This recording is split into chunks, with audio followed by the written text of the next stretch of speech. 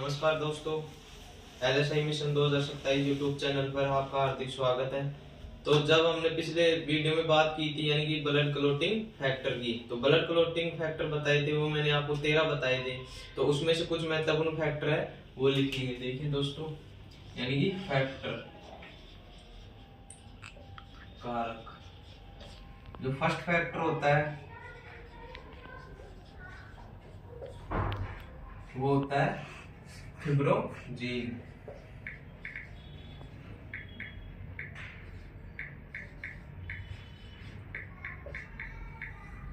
और जो second factor होता है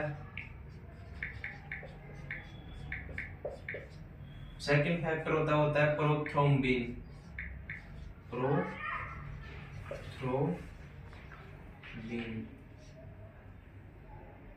और जो तीसरे नंबर का फैक्टर होता है वह होता है टिश्यू फैक्टर।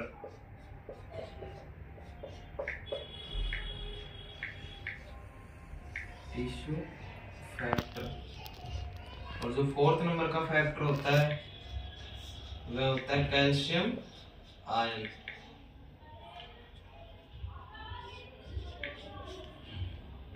और फिफ्थ नंबर का फैक्टर होता है वो होता है प्रो एसिलिन।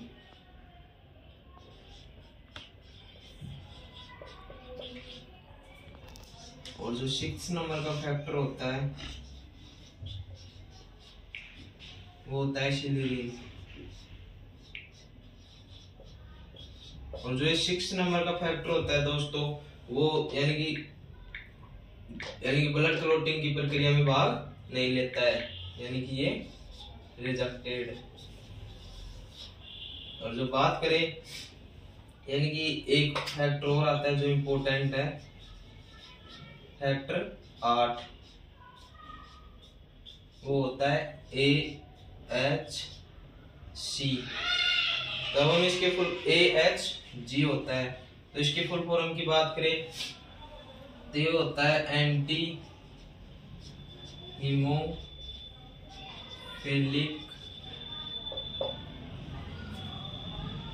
ग्लोबिन। और एक फैक्टर आता है दोस्तों नोवा फैक्टर।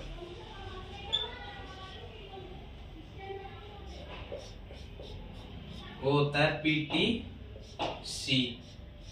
तो इसकी फुल फॉर्म होती है प्लाज्मा थ्रोम्बोप्लास्टिन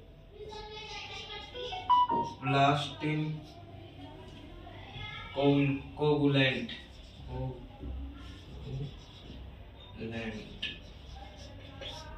और एक आता है दोस्तों 11th नंबर का फैक्टर 11। वो होता है PTA। तो इसकी फुल फॉर्म होती है दोस्तों वो होती है प्लाज्मा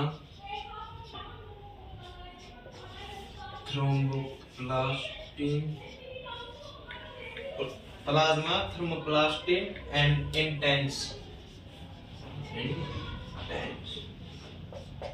तो ये कुछ महत्वपूर्ण फैक्टर है। जो फर्स्ट फैक्टर होता है वो होता है यानी फिब्रोजीन। और जो सेकंड नंबर का फैक्टर होता है वो होता है प्रोथ्रोम्बिन। और जो थर्ड नंबर का फैक्टर होता है दोस्तों वो होता है टिश्यू फैक्टर। और जो फोर्थ नंबर का फैक्टर होता है वो होता है कैल्शियम आयन। और जो 5 नंबर का फैक्टर होता है वो प्रो एसिलिन होता है। और जो 6 नंबर का फैक्टर होता है वो एसिलिन होता है, यानी कि जो ब्लड क्लोटिंग की प्रक्रिया में भाग नहीं लेता है। और जो 8 नंबर का फैक्टर होता है वह AHG होता है। इसकी फुल फॉर्म होती है एंटी हीमोफिलिक ग्लोबिन। और जो बात करें नौवे फैक्टर की तो नौवा फैक्टर होता है PTC। तो इसकी फुल फॉर्म होती है प्लाज्मा थ्रोम्बोप्लास्टिन कोगुलेंट। और हम बात करें फैक्टर 11 की तो वो होता है PTA, यानी कि प्लाज्मा थ्रोम्बोप्लास्टिन एंड इंटेंस। तो ये तो बात हो गई दोस्तों फैक्टर यानी कुछ महत्वपूर्ण फैक्टर। अब हम बात करेंगे हीमोफीलिया। बात करें दोस्तों हीमोफीलिया, तो हीमोफीलिया के अन्य नाम की बात करें तो इसे रॉयल डिजीज भी कहते हैं। अब इसकी परिभाषा की बात करें तो हीमोफीलिया होता है ये एक जेनेटिक डिजीज होती है, यानी कि जो ब्लड क्लोटिंग फैक्टर न बनने की वजह से होती है, जिसकी वजह से ब्लड क्लोटिंग नहीं हो पाती है, यानी कि कहीं पर ब्लीडिंग हो गई तो यानी कि ब्लड क्लॉटिंग नहीं हो पाती है। अब इसकी डेफिनेशन की बात करें तो लिखेंगे हीमोफीलिया या रॉयल डिजीज।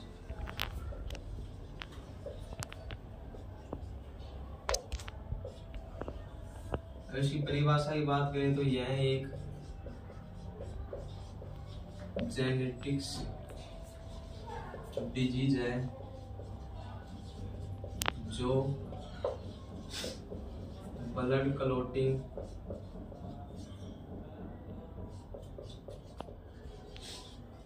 फैक्टर न बनने की वजह से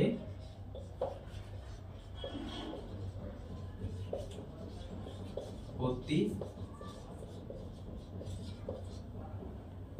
है, जिसकी वजह से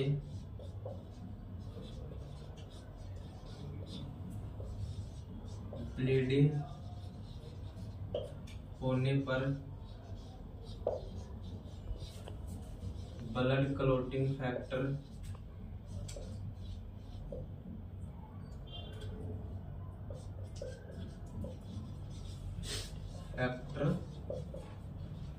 नहीं बन पाते हैं।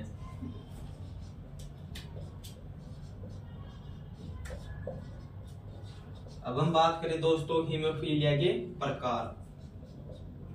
तो एक होता है दोस्तों हीमोफीलिया ए।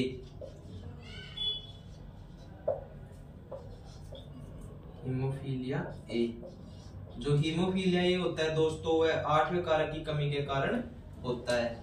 8वें फैक्टर की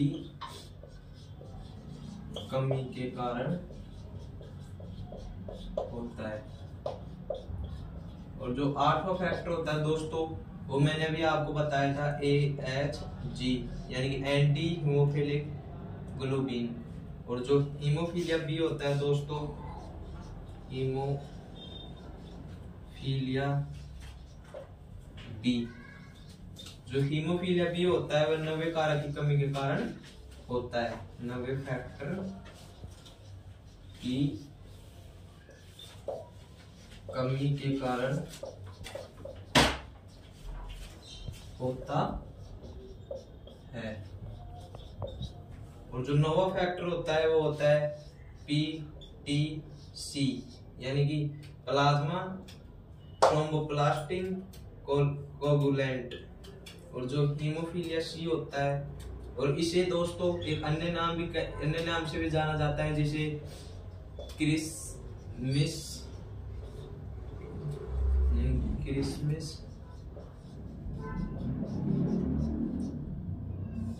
डिजीज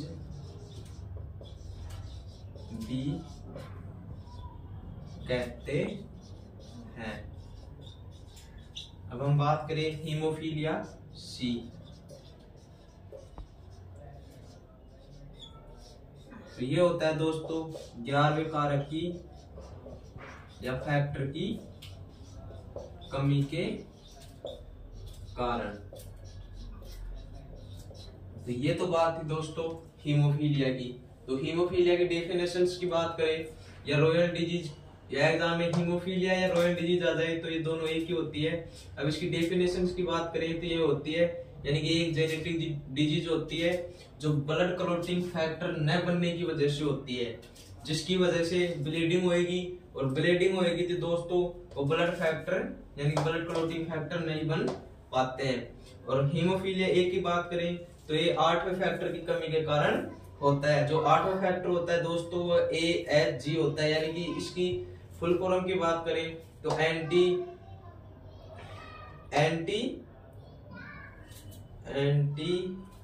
और अब हम बात करें दोस्तों इसकी फुल फॉर्म की तो यानी कि एंटी हीमोफिलिक ग्लोबिन। और हम बात करें हीमोफीलिया बी की तो हीमोफीलिया बी होता है दोस्तों वो 9th फैक्टर की कमी के कारण होता है। जो 9th फैक्टर होता है यानी कि वो PTC होता है। अब इसकी फुल फॉर्म की बात करें तो प्लाज्मा थर्मोप्लास्टिन कोगुलेंट। अब हम बात करें हीमोफीलिया सी की तो हीमोफीलिया सी होता है दोस्तों वो 11वें कारक की कमी के कारण होता है, तो 11वां कारक होता है वो होता है PTA।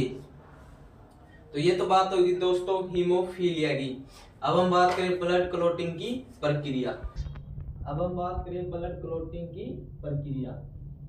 टॉपिक है ब्लड क्लॉटिंग की प्रक्रिया। तो ब्लड क्लॉटिंग की प्रक्रिया की बात करें तो इसको दो भागों में बांटा गया है। एक तो होता है दोस्तों एक्सट्रिंसिक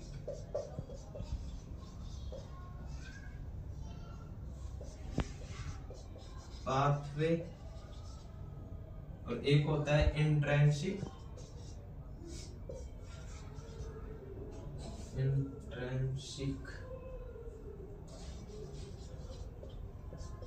पाथवे।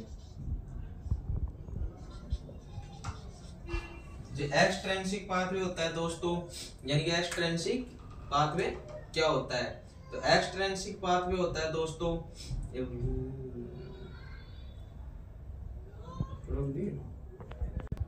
अब हम बात करें दोस्तों एक्सट्रिंसिक पाथवे की। तो एक्सट्रिंसिक पाथवे होता है दोस्तों वो होता है टिश्यू डैमेज होने की वजह से, टिश्यू डैमेज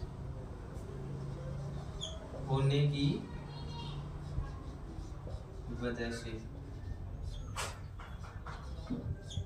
और जो ये इंट्रिंसिक पाथवे होता है उसकी बात करें तो ये होता है ब्लड वेसल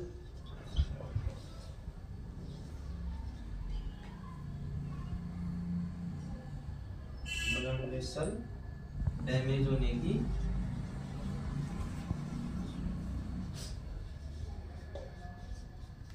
वजह से। अब हम इसकी एक्सट्रिंसिक पाथवे की शुरुआत की बात करें तो इसकी शुरुआत होती है वह तीसरे फैक्टर से होती है, शुरुआत होती है। और जो इंट्रिंसिक पाथवे होता है उसकी शुरुआत होती है वो होती है 12 फैक्टर से, यानी 12वें फैक्टर से।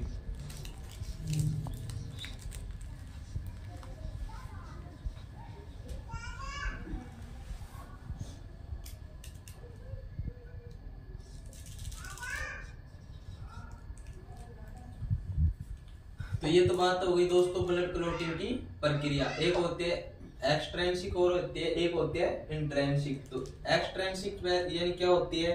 टिश्यू डैमेज होने की वजह से। और जो इंट्रिंसिक होती है वो होती है ब्लड वेसल्स डैमेज होने की वजह से। और जो इसकी शुरुआत होती है दोस्तों वह थर्ड फैक्टर से होती है। और जो इंट्रिंसिक पाथवे की शुरुआत होती है वह होती है 12th फैक्टर की, 12th फैक्टर से इसकी शुरुआत होती है। अब हम बात करें दोस्तों यानी कि ब्लड एंटीकोगुलेंट की। तो अब हम बात करें दोस्तों यानी कि ब्लड एंटीकोगुलेंट। तो इसकी परिभाषा क्या होती है दोस्तों? वो होती है यानी कि जो रक्त का थक्का जमने नहीं देते। और इसकी अन्य परिभाषा की बात करें तो होती है यानी कि ब्लड क्लॉटिंग न होना।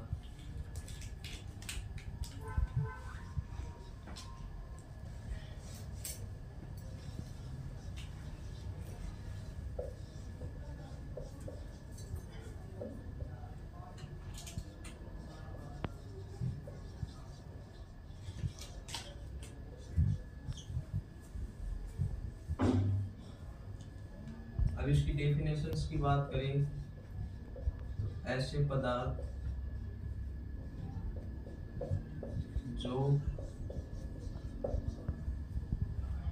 रक्त का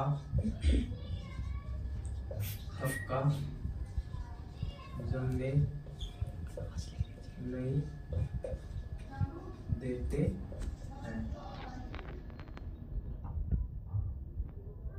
और अन्य परिभाषा की बात करें तो ब्लड क्लॉट नहीं होने देते, उसे हम कहते हैं ब्लड एंटीकोगुलेंट। अब हम बात करें ब्लड एंटीकोगुलेंट के प्रकार की। तो ये तो हो गई डेफिनेशन। अब इसके प्रकार की बात करें तो पहले नंबर पर आता है दोस्तों यानी कि इन विवो एंटी कोगुलेंट। तो हम बात करें दोस्तों इन विवो एंटी कोगुलेंट की, तो जो इन विवो होता है दोस्तों उसका अर्थ होता है यानी कि शरीर के अंदर।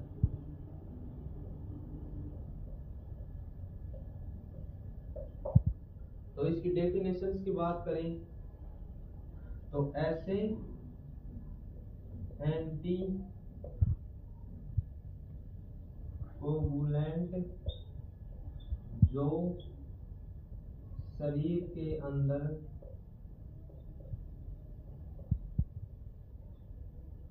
काम में लिया, शरीर के अंदर काम में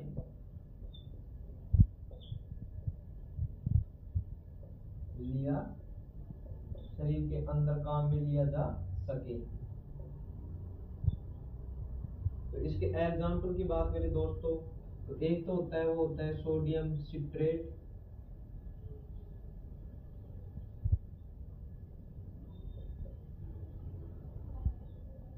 और एक होता है हिपेरीन।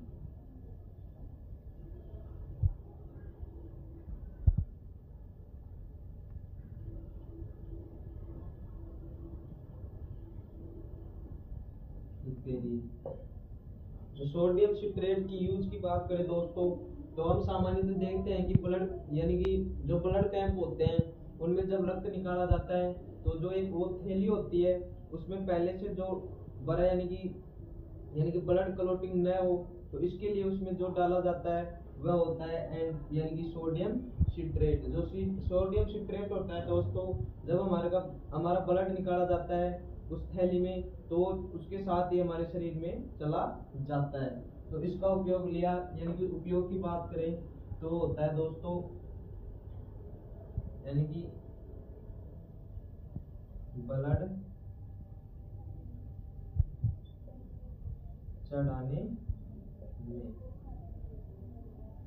और जो हिपेरीन होता है दोस्तों वो तो रक्त का थक्का जमने में काम आता है।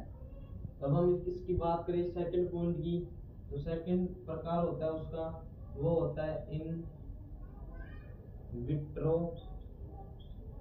Anti coagulant.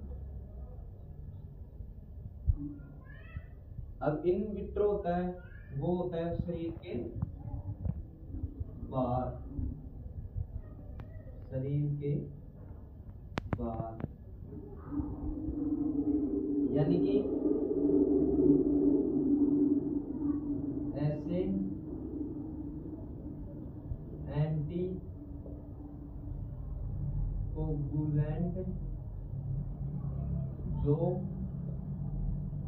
शरीर के बाहर काम में लिए जाते हैं।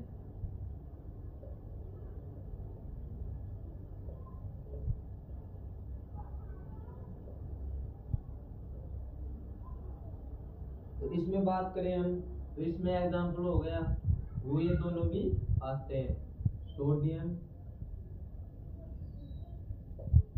सिट्रेट, हिपेरीन, और एक होता है सोडियम क्लोराइड।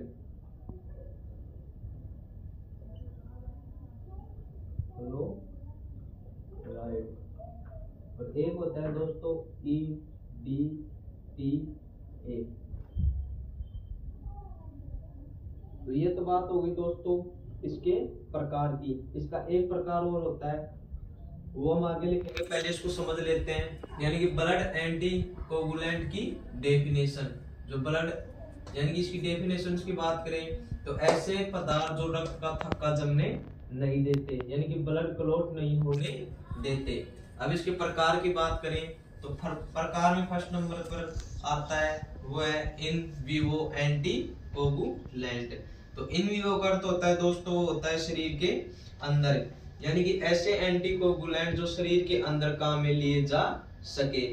अब जो सोडियम सिट्रेट होता है, एक होता है हिपेरिन। जो सोडियम सिट्रेट होता है दोस्तों, वो हम देखते हैं तो ये ब्लड डोनेशन कैंप में काम में लिया जाता है, यानी कि ब्लड डोनेशन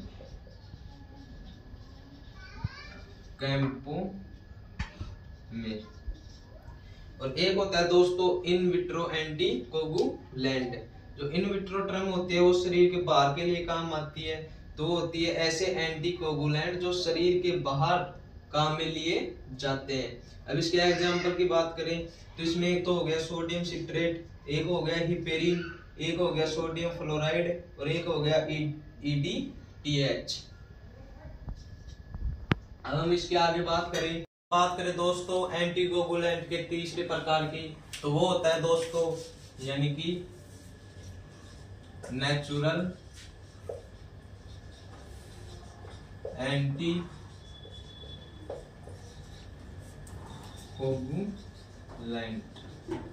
तो ये इसकी डेफिनेशंस की बात करें तो यानी कि जो शरीर में नेचुरल रूप से बनता है दोस्तों, उसे हम नेचुरल एंटीकोगुलेंट कहते हैं।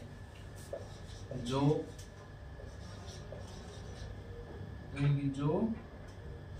नेचुरली शरीर के अंदर बनता है। अब जो शरीर के अंदर नेचुरली बनता है दोस्तों, वो बनता है हिपेरिन।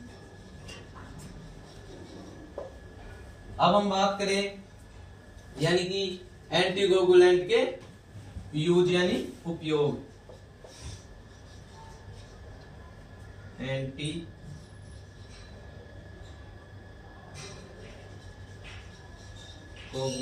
के यूज यानी उपयोग। तो मैंने आपको अभी एक एग्जांपल लिखाया था, वो था यानी कि सोडियम सिट्रेट।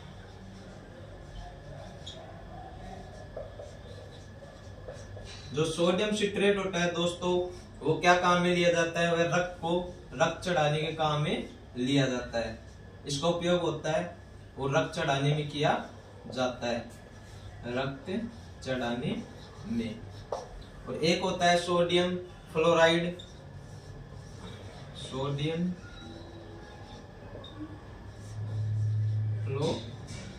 फ्लोराइड, जो सोडियम फ्लोराइड को हम काम में लेते हैं दोस्तों, वो ग्लूकोज की जांच के लिए काम में लेते हैं, यानी कि ग्लूकोज की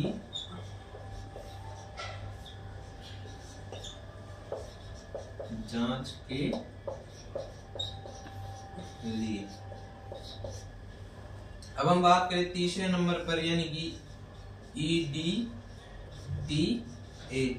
तो इसका उपयोग लिया जाता है, वो लिया जाता है ECG के लिए, यानी इलेक्ट्रोकार्डियोग्राम के लिए। ECG के लिए। तो ये तो बात होती है दोस्तों एंटीकोगुलेंट के प्रकार। तो पहला प्रकार मैंने आपको बताया था, वो बताया था यानी कि एक तो होता है इन विवो एंटीकोगुलेंट, यानी कि जो शरीर के अंदर पाया जाता है। और जो सेकंड नंबर पर बताया था, वो बताया था यानी कि इन विट्रो कोगुलेंट, यानी जो शरीर के बाहर बनता है। और जो तीसरा नंबर पर बता रहा था मैं आपको, वो था नेचुरल एंटीकोगुलेंट, यानी कि जो नेचुरली शरीर के अंदर बनता है, तो वो बनता है हिपेरिन। अब इसके यूज की बात करें तो सोडियम सिट्रेट का यूज लिया जाता है, वो रक्त चढ़ाने के लिए लिया जाता है। और जो सोडियम फ्लोराइड होता है उसका उपयोग लिया जाता है दोस्तों ग्लूकोज की जांच के लिए। और जो EDTA होता है उसका ECG के लिए काम में लिया जाता है। अब हम बात करें कुछ महत्वपूर्ण डेफिनेशंस की। अब हम बात करें कुछ महत्वपूर्ण परिभाषा की, यानी कि परिभाषा। तो सबसे पहले हम बात करें एंटीजन। एंटीजन की डेफिनेशंस की बात करें तो दोस्तों जो बाहरी पदार्थ या बाहरी संक्रमण जो एंटीबॉडी के प्रोडक्शन को तेज कर देते हैं, उसे हम एंटीजन कहते हैं। एग्जांपल की बात करें तो जैसे बैक्टीरिया हो गया, वायरस हो गया आदि। तो इसकी डेफिनेशन होती है दोस्तों यानी कि बाहरी पदार्थ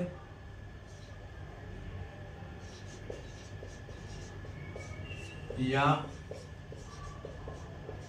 बाहरी संक्रमण जो एंटीबॉडी के प्रोडक्शन को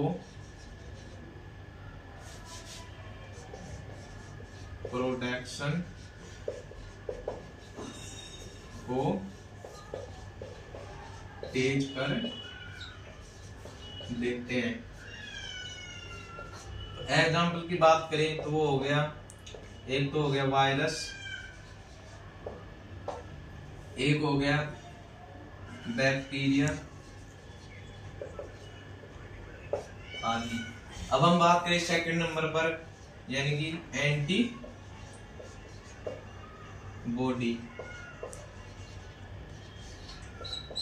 तो एंटीबॉडी की डेफिनेशंस की बात करें दोस्तों, यानी कि बी लिम्फोसाइट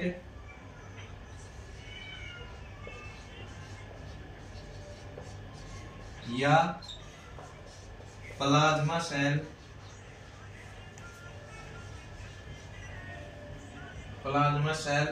बी लिम्फोसाइट या प्लाज्मा सेल प्रोटीन बनाकर, जो प्रोटीन बनाएगी वो बनाएगी वाई ग्लोब्यूमिन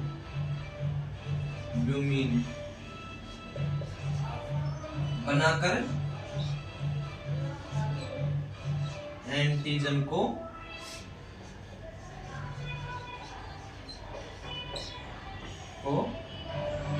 नष्ट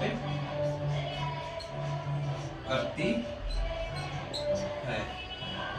अब हम बात करें दोस्तों तीसरी डेफिनेशन, वो है इम्यूनिटी।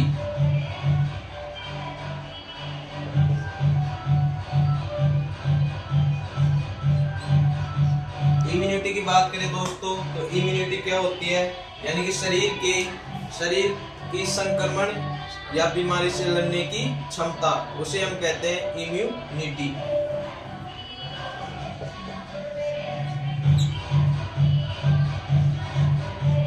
संक्रमण या बीमारी से लड़ने की क्षमता, उसे हम कहते हैं इम्यूनिटी। तो ये हो गई बात दोस्तों कुछ महत्वपूर्ण डेफिनेशन, यानी कि एंटीजन की परिभाषा की बात करें तो बाहरी पदार्थ या बाहरी संक्रमण जो एंटीबॉडी के प्रोडक्शन को तेज कर देते हैं, उसे हम कहते हैं एंटीजन। एग्जाम्पल की बात करें तो वायरस हो गया और बैक्टीरिया हो गया। अब हम बात करें एंटीबॉडी की, तो यानी कि बी लिम्फोसाइट या प्लाज्मा सेल प्रोटीन बनाकर, जो बी लिम्फोसाइट और प्लाज्मा सेल प्रोटीन बनाएगी वो बनाएगी वाई ग्लोब्यूलिन, और जो प्रोटीन बनाकर एंटीजन को नष्ट कर देती है। अब हम बात करें इम्यूनिटी की, तो यानी कि शरीर की संक्रमण या बीमारी से लड़ने की क्षमता, उसे हम कहते हैं इम्यूनिटी। तो दोस्तों अब हम कल बात करेंगे इम्यूनिटी के प्रकार की, तो इसी के साथ बने रहिए हमारे YouTube चैनल LSI मिशन 2027 पर। धन्यवाद।